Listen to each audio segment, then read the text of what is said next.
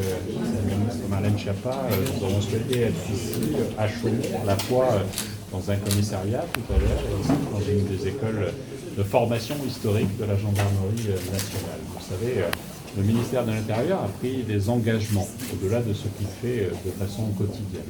Il a pris des engagements dans le cadre du Grenelle de l'environnement et nous avons pris ces engagements le 3 septembre et nous devons en rendre compte et c'est ce que nous faisons et ce que je fais devant Marlène Schiappa au moment où je parle. Je voudrais rappeler que notre principal engagement, c'est celui de la protection des Français, celui de la protection des Français et des Françaises.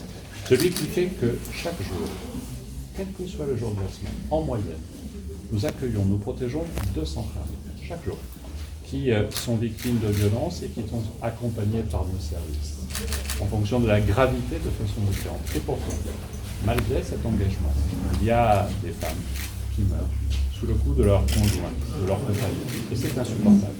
Et c'est insupportable parce qu'il peut arriver que nous ayons mal analysé la situation, mal appréhendé la réalité de ce qui nous était apporté. Quelquefois mal accompagné la personne et nous n'avons pas été jusqu'à l'aider à formaliser, à se libérer du poids et à formaliser une plainte. Et donc il nous faut améliorer de façon constante notre engagement et la qualité de celui-ci. Mais nous devons rendre compte d'un combat constant que nous devons mener pour mieux protéger les femmes et les hommes qui peuvent être victimes de violences intrafamiliales. Et là, nous sommes dans le 3e temps du Grenelle des violences conjugales, qui est le temps de l'action, le temps de la mise en œuvre de toutes ces mesures qui ont été construites et de tous ces dispositifs qui ont été construits.